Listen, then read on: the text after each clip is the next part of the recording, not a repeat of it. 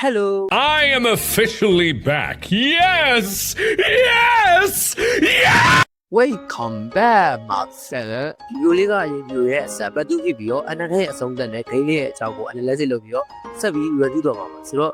ဒီလိုလေးကိုစလိုက်ကြရအောင်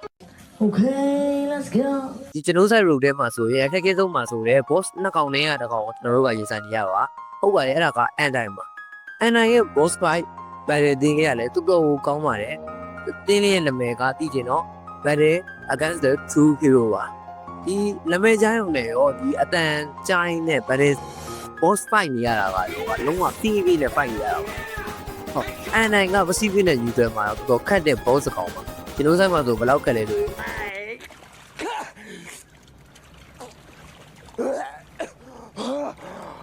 I'm alive. I'm alive.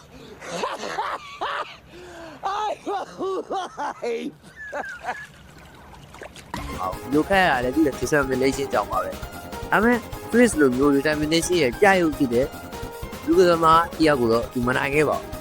Chris က level တန်းနဲ့ပြင်နေတဲ့ attack defense စသဖြင့်များနေရတဲ့ကြောင့်အန်နိုင်ဟာကြာရှုံးသွားခဲ့ပါတယ် Sorry. အန်နိုင်ကမသိခင်မှာသူတို့ရဲ့ BB score ကိုလူသားစု6ခုနဲ့ပေါင်းဆက်ခိုင်းဖို့အတွက်ပေးဖို့လိုက်ပါတယ်ဟုတ်ပါတယ်အန်နိုင်ကကျွန်တော်တို့ကိုတိုင်းုံပဲသားထားတာပါကျွန်တော်တို့ကိုတက်ဖို့လည်းသူမလုံနိုင်ဘူးဆိုတော့သူသိပါတယ်ဟောကျွန်တော်အဲ့မှန်ကျွန်တော်ရှင်းပြပြရစီ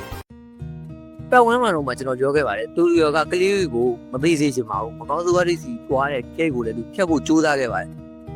ဘာလို့လို့ကြိုးစားခဲ့ရလဲဆိုရင် score ကလူသားစုကိုစုဆောင်းနေရကြောင်းပါကလေးကြီးကသူ့ဆီကနေထွက်သွားမယ်ဆိုရင် score ရဲ့တက်ပြတ်မှုခံရပြီးတော့စိုးရိမ်သိသိစီကိုခံရမှာပါဒါပေမဲ့ကလေးတွေကမြင်းခဲ့ပါတယ်သူ့ထွက်လန်းကိုပဲရှာခဲ့ကြပါတယ်ဆိုတော့ဘင်းကြီး score ရဲ့တက်ပြတ်စီကိုခံခဲ့ရပြီးတော့စိုးရိမ်ပြီးသိမ်းခံထားလိုက်ရပါတယ်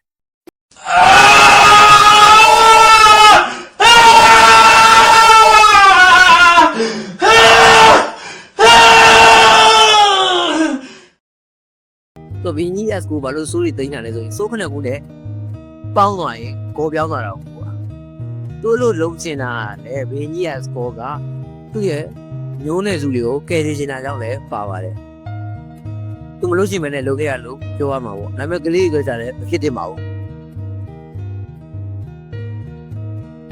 တော်တော်ကောင်းတဲ့နောက်ခက်ဆိုပြီးတော့ကျွန်တော်ကျင်ပါတယ်ကြတော်တော်လေးမိုက်ပါတယ်သူ့ကြောင့်လည်းတင့်တော်ပါတယ်ဆိုတော့ story လေးကိုစမ်းရမယ်ဆိုရင် face က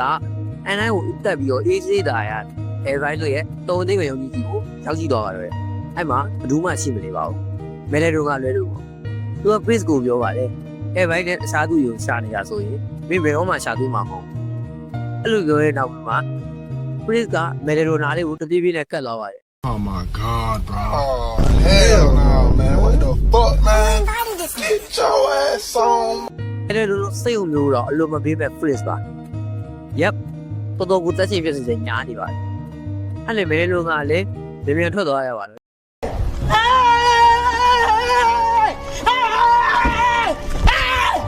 Why are you running? Why are you running? ယူနေ phrase ကအပြင်ထွက်သွားပြီးတော့ဟိုလန်ကိုရောက်သွားပါတယ်အဲ့ဟိုလန်နေတဲ့စင်နန်းတော့သွားမှာပါယူနေလန်ဟိုမှာပြည်သူများမော်စရာကိုတက်ပြီးသူ့လိုသူလုံနေခဲ့ပါတယ် MV ကလည်းတပြည့်ပြည့်ပြင်လာခဲ့ပါတယ်ကျွန်တော် MV ကိုရှင်းပြရမယ်ဆိုရင် MV က N က level O က on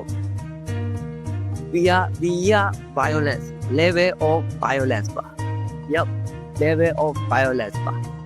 ဒါပေမဲ့တခြားတို့တဲ့စာရင်ဒီ Holland ကိုဖျက်ရတာတော်တော်ပြန်ပါတယ် Passery ပေါ့ဒီနဲ့ Spider-Man နဲ့တွေ့တာပေါ့သူ့နာမည်က Marvel ပါဒါက Pacific နဲ့ Usual မှာဆိုရင် Marvel ကကျွန်တော်တို့ခတ်တဲ့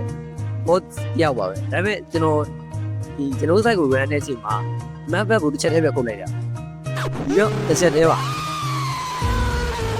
ပုံစံတိုင်းပဲ face ကသူ့ကြာနေသူဆက်သွားတယ်မြို့ထဲရောက်မှာတော့ဘူးမှမရှိတော့ဘူးတတိထားမိပါပလီယာတွေကဘာလို့ဆိုတော်တော်လေးကိုတက်ပြီးနေပေါ့ပါအဲ့နဲ့အိမ်ဝင်ကိုင်းတကူရောက်နန်းတော်သွားတဲ့နားလေးမှာပေါ့မဲရေဒိုနဲ့ဆက်ဆုံရပြန်ပါတယ်မဲရေဒိုကစားဖေးပေါ်ကလူသားတွေအတန်ရောအန်နာကောင်းကမကောင်းစိုးရတွေတွေ့ရောကောက်ွယ်ဖို့ဆိုပြီးသူရဲ့ true form နဲ့ face ကိုသားတာပေါ့ဒီမှာတစ်ချက်ရှိမယ်ဆိုရင်သူ့ရဲ့ balleting ကအန်နိုင်ရဲ့ balleting နဲ့ကိုလေးကိုတူပါတယ်ဒါပေမဲ့မတူတာကအန်နိုင်က face ကိုအချင်းချင်းတက်နိုင်ခဲ့ပါတယ်ဒါပေမဲ့မဲရေဒိုက face ကိုတစ်ချက်လေးမှမတီးရသေးပဲတဲ့ ဝါရှော့ခံလိုက်ရတာပါ Oh hell nah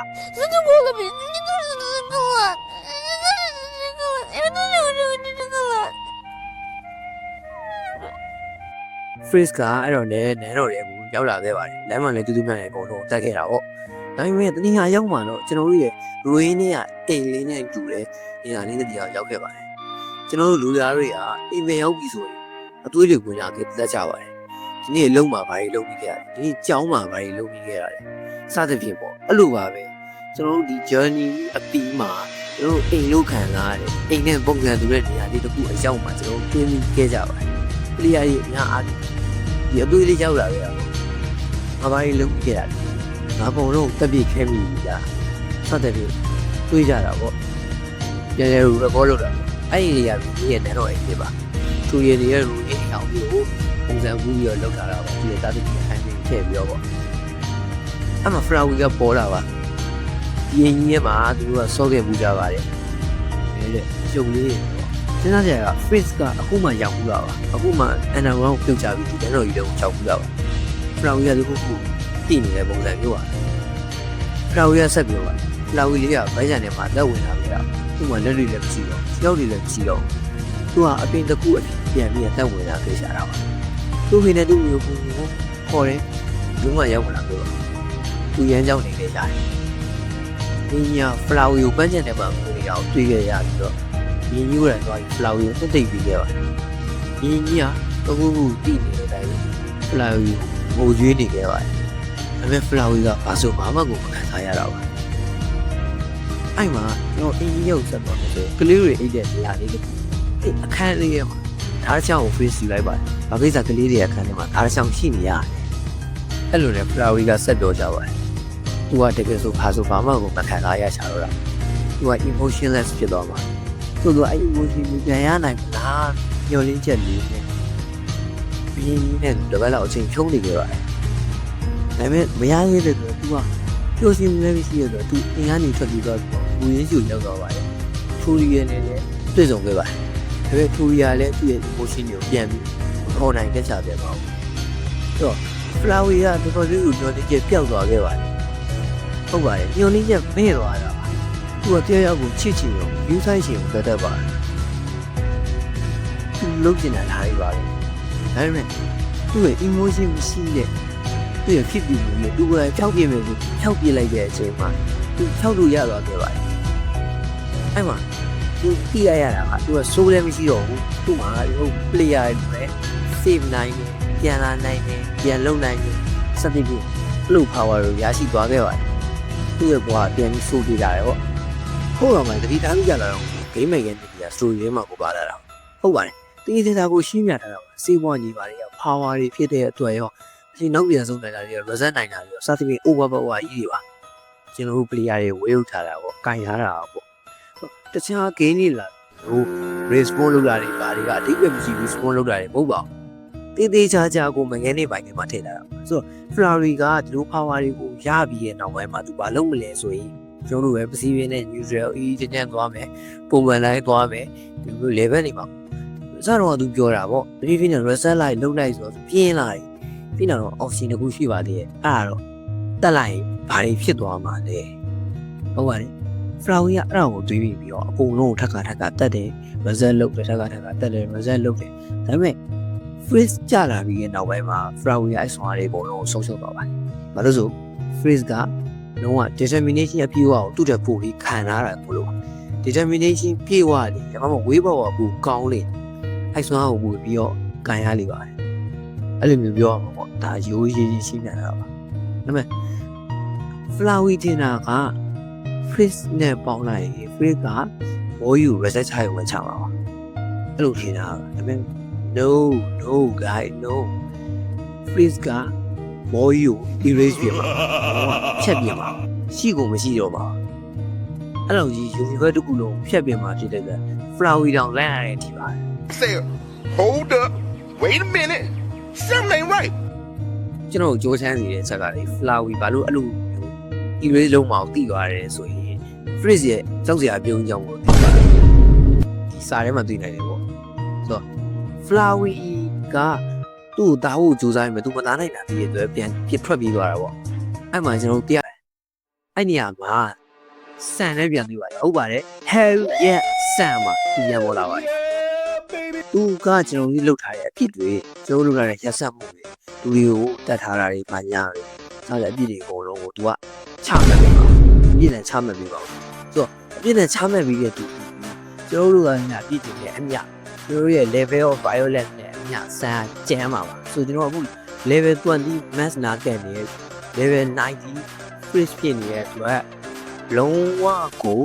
ကျမ်းတာပါဆိုဆန်လည်းကျွန်တော်တို့ကကျမ်းပါပါ What's going on?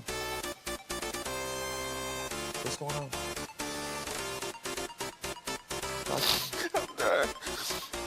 တော့ defense နဲ့ attack ဝမ်းပဲရှိပါတယ်ဒါပေမဲ့ freeze တော့တိုက်ခိုက်လိုက်ရတယ်လူပြောက်ပါအသက်က16ပဲရှိတော့ပါကျွန်တော်ခိုးခဲမှာရှာရတယ်ဆိုရင်တော့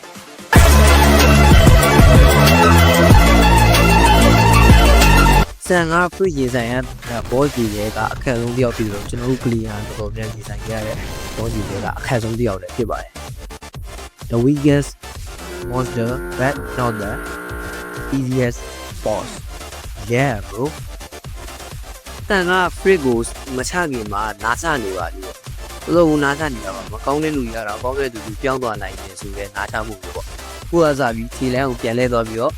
easy နေလိုက်ပါပေါ့ဒါပေမဲ့မရပါဘူး Chris ကဆန်ကိုတက်ကိုတက်ပါပါသူ့လမ်းမှာပိတ်နေတဲ့အတွက်ကြောင့်သူဇာလည်းသူ့ရဲ့တာဝန်နဲ့ဆက်လုပ်ရပါတော့တယ်ဒီ ballet တစ်ခုလုံးမှာလည်း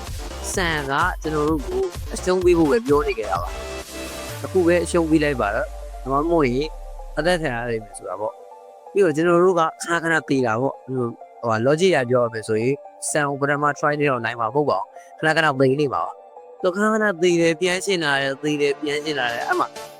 ဆန်ကအဲ့ဒါကိုမတူလားဆိုတော့သိပါတယ်ဆန်ကိုယ်တိုင်ပြောတာပါဒီလိုပဲဆက်သေးနေတော့မှာလားပေါ့ဒီလိုပဲ reset ချလိုက်ပြန်ရှင်းလာလိုက်တက်လိုက်ပြန်ရှင်းလာလိုက်တက်လိုက်အဲ့လိုကြည့်ပဲတက်မခံနဲ့ပေါ့ဆန်လည်းတဖြည်းဖြည်းနဲ့မောလာနေပါတယ်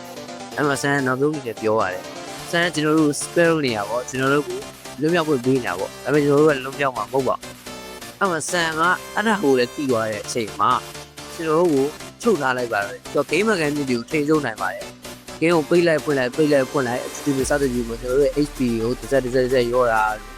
เนาะဒီ game error တက်စီတာတို့စသဖြင့်ကိုထိန်းချုပ်နိုင်တယ်ပေါ့။ game mechanic တွေကို game mechanic ကိုထိန်းချုပ်နိုင်တယ်မကောင်းဆိုးတစ်ခေါက်နေကျွန်တော်တို့ချုပ်ထားဘူးဆိုတာကတော်တော်လေးကိုဥပ္ပ easy ဖြစ်ပါပဲဒါပေမဲ့ easy ထွက်သွားရင်ချုပ်ထားလို့မရတော့ပါဘူး။ကျွန်တော်တို့ဘယ်လိုချုပ်ထားလဲဆိုရင်သူကကျွန်တော်တို့ရဲ့စူကိုချုပ်ကင်ကြတာပါသူတို့ဆိုးကတခြားမြောက်သွားလိုက်ကြသူသတ်မှတ်တိုင်းတယောက်ပြန်ရောက်သွားတာသူကဆိုး manipulation ပေါ့ဆိုး reset ပြန်ပြန် reset ချတာပေါ့အဲ့မှာဆန်းပြောရတယ်ဘေးပဲဝဲသွားလို့မရပါဘူးဒီလိုစောင့်နေရနေပြင်းလာပြီးတော့ဂိမ်းထဲကနေထွက်သွားမယ်အဲ့ဒါကိုဂိမ်းထဲကမထွက်သွားဘူးဆိုရင်တော့မှဆန်ကအဲ့မှာတက်လုံးရှိနေမှာလို့ပြောခဲ့ရပါဒါပေမဲ့ဆန်ကတိတ်မကြပါဘူးအိပ်ကျော်သွားခဲ့ပါတယ်အဲ့ဒါကျွန်တော်တို့က5 corner လေးပြီးချင်းသွားပြီးတော့ကလုတ်ကိုနှိပ်လိုက်ပါတယ်ကလုတ်နှိပ်လိုက်တော့ဆန်ကိုလွတ်သွားပြီနောက်ချက်ကိုလိုက်တော့ဆန်ကိုပြီးသွားပါတယ်ဆန်ပြီးသွားတော့ဆန်ကရိုးရောက်ကနေတွေးဘလို့ထွက်လိုက်တော့ကျွန်တော်လည်းမသိ What? ရိုးကနေတွေးတော့အဲ့လေဆန်ကနေပြီးတော့ကျွန်တော်တို့ရဲ့ဒီ grey vine ကိုပြန်သွားမယ်ပေါ့အဲ့ grey vine ကိုသွားပြီးတော့နောက်တော့မှာ fibrous နဲ့သူနေခဲ့ရပုံရပါတယ် fibrous ကိုဘာလို့ချင်းသေးလဲလို့ပြီးပြီးတော့ချင်းပျောက်ကွယ်တော့ပဲရှားပါတော့တယ်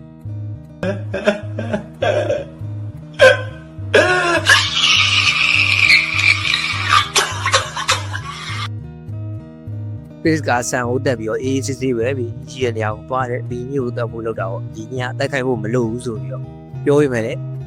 တက်တာပါပဲအဲ့မှာ flower ရနေပြီးတော့တပည့်ကဝေးပြီးတက်ပြီးလိုက်တာပေါ့သူအသက်မခံရအောင်ဆိုပြီးတော့ဒါပေမဲ့လည်း flower ကအသက်ခံရမှာပါဟုတ်လို့စိန် face ကကျွန်တော်ဆိုင်ကိုသွားနေရကြောင်းပါ No, no, no, no, no, no, no. Wait. Wait. အဲ့မှာအဲ့အကုန်လုံးရဲ့အပြီးမှာ black screen နဲ့ဘယ်မှမသိတဲ့ကောင်မလေးတယောက်ပေါ်လာပါတယ်အဲ့ဒါတော့ Chara ပါ Chara ကကျွန်တော်တို့ကိုဒီဂိမ်းတစ်ခုလုံးမှာထိန်းချုပ်နေရပါဒီကျွန်တော်တို့ site တစ်ခုလုံးမှာသူကအကုန်လုံးကိုတက်ဖို့တက်တဲ့အဓိကတင်ခံပေါ့